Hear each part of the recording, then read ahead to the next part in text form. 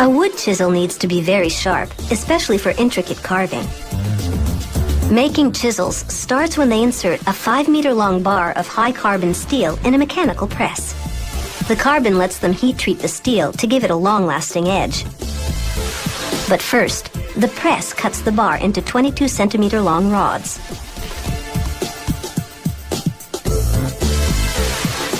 The rods then go through an induction heater. In just 6 seconds, a magnetic field heats them up to about 1300 degrees Celsius, a temperature at which the steel can be forged. A worker sets each hot rod into a die in a forging press. The die slams down, applying 700 tons of pressure.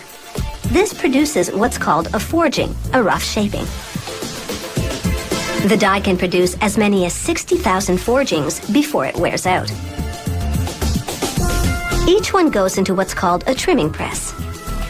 Here, a die cuts out the precise shape of the chisel, with the blade on one end and the tang on the other. The tang later fits into a plastic or wooden handle, so you can comfortably grip the tool. The factory sends the excess metal out for recycling.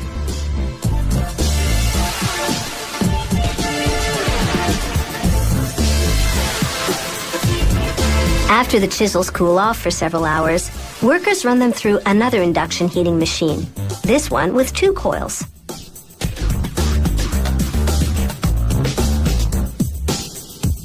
The first heats them to 760 degrees Celsius. Then warm water cools them down. This rapid reduction in temperature is called quenching. It's what hardens the chisels enough to be strong and stay sharp. The next coil heats them to about 370 degrees Celsius. This step is called tempering. It relieves the stresses that the quenching phase created inside the metal. Spring-loaded clamps now release the chisels from the machine, and they drop into a container to cool overnight.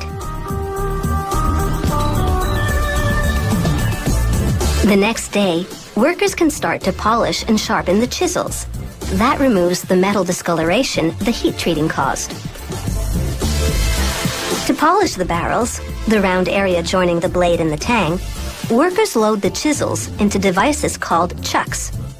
These clamp the chisels securely by the blade as the barrels spin against a rough grit sanding wheel.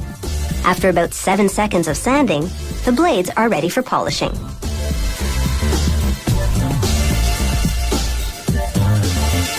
A powerful magnet locks them in place on a round table.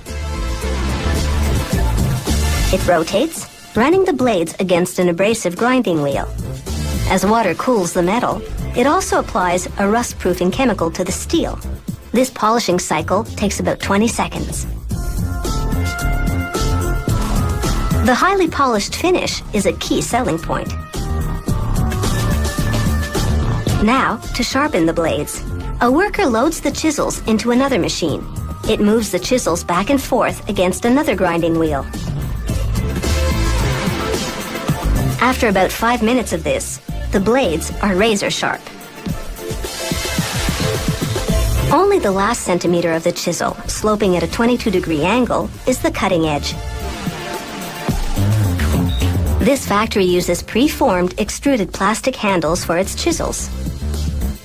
A hot metal die with raised lettering presses and melts a colored plastic ribbon into each handle.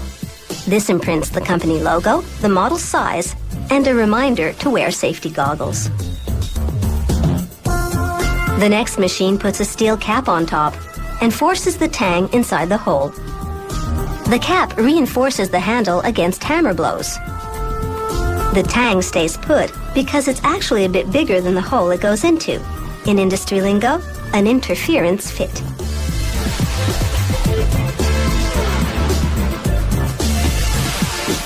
The finished tools come off the line.